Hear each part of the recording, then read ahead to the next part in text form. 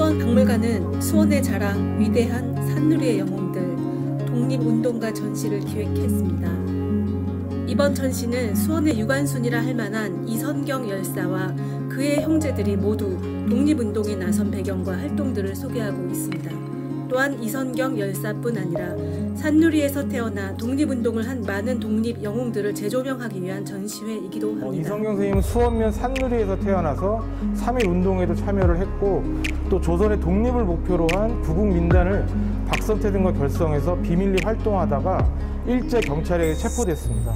그리고 옥고를 치르는 중에 혹독한 고문을 이기지 못하고 가석방된 뒤 9일 만에 19살의 나이에 순국을 하였습니다.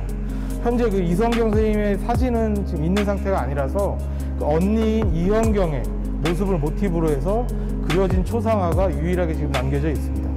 지금 저희 전시 주제 중에 2부의 주제가 산누리 산남매의 독립운동입니다.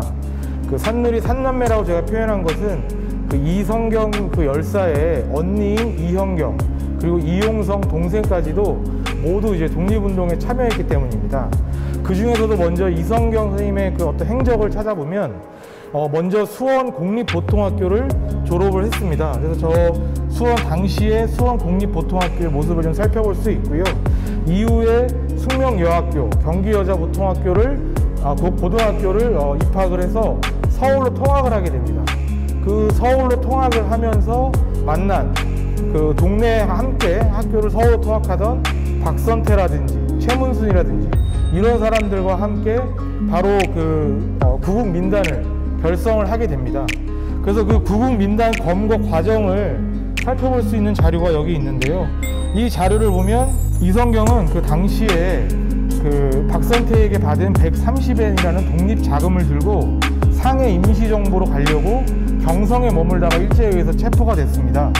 그리고 이제 이선경이 상해 임시정부로 가려고 했던 것은 바로 이 위에 사진에 있는 상해 임시정부 적십자 간호부가 되기 위해서 상해로 넘어가려고 했었던 것입니다. 하지만 그것이 일제에 발각되면서 감옥에 가게 됐고, 이선경 열사가 감옥에 있었던, 그러니까 당시 투옥되었던 곳이 바로 이 서대문 감옥의 여감방입니다.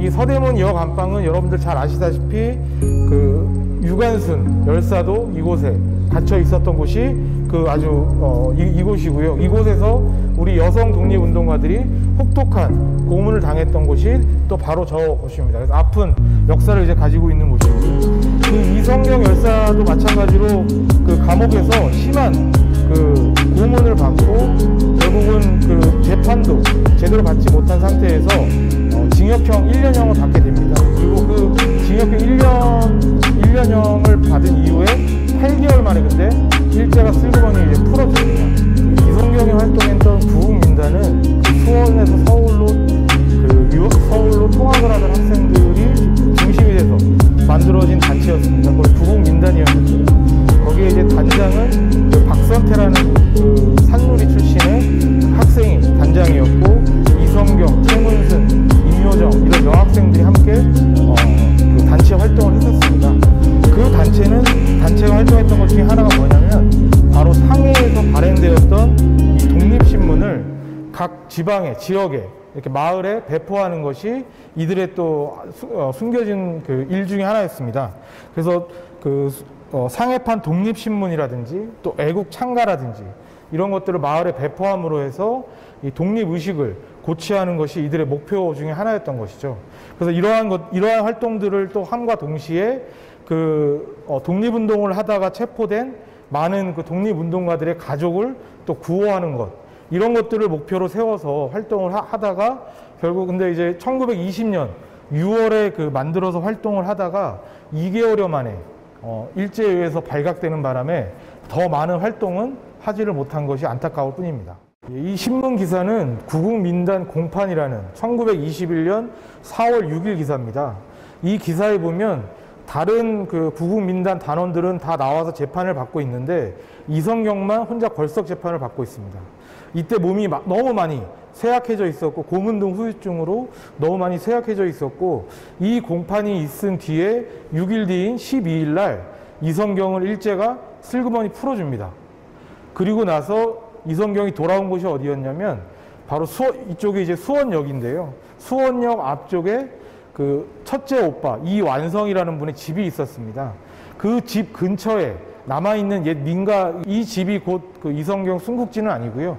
이 부근으로 추정되는 곳에 그 오빠의 집에서 그 치료를 받다가 9일 만에 숨집니다. 즉, 그 9일 만에 숨졌다는 이야기는 뭐냐면 모진 고문으로 일제가 혹시 이성경이 감옥에서 죽어서 전 민족적인 또 봉기가 일어날까봐 미리 몰래 풀어준 것이죠.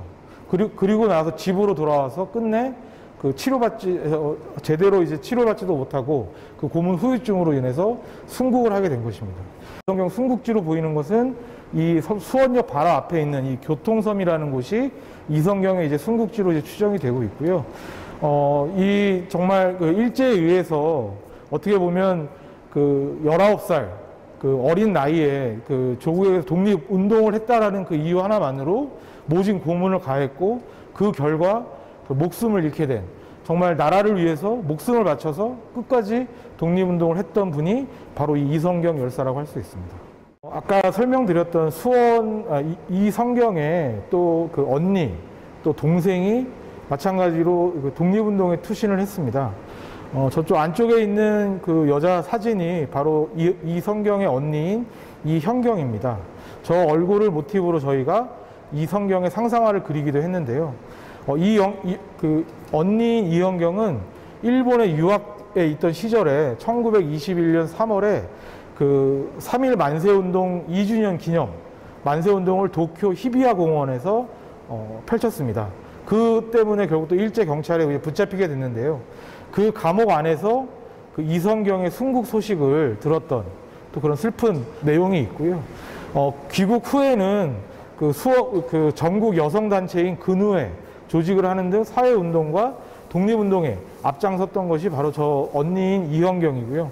또 동생인 이용성은 이 수원에서 사회운동을 계속해서 펼치면서 해방 이후에는 수원시 의회 의원으로 활동하는 등 이제 수원 지역에서 많은 활동을 했었습니다. 그래서 이 수원의 이성경, 이현경, 이용성은 수원의 그 산누리에서 태어나서 다 모든 형제들이 독립운동에 투신한 아주 또 보기 드문 집안이라고 할 수가 있습니다.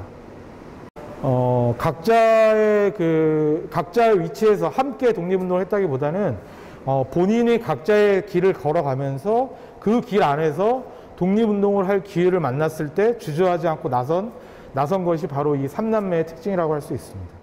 저희는 이번 그 전시는 그 독립운동가 이성경 선생님의 순국 100주년을 맞이해서 이성경 선생님뿐만 아니라 그 산누리에 태어나서 산누리에서 독립운동을 한 많은 영웅들을 재조명하기 위해서 전시를 준비했습니다. 특히 이 산누리 지역은 수원에서 일제의 침탈을 가장 먼저 만난 지역으로 많은 독립운동가들이 있었습니다. 그 중에서도 민족대표 48인 중에 한 명인 그 김세한 선생님이라든지 또 김세한 선생님을 도와서 그 3.1운동과 신간의 활동을 했던 김노적 선생님, 그리고 이제 수원 곳곳에 이제 경문을 붙여서 조국의 독립의지를 불살랐던 그 김장성 선생님 등등 많은 독립운동가들이 그 수원뿐만 아니라 조국의 독립을 위해서 열심히 나섰고 그분들의 관련된 자료를 통해서 우리가 그분들의 희생을 잊지 않기 위해서 이번 전시를 마련하게 되었습니다.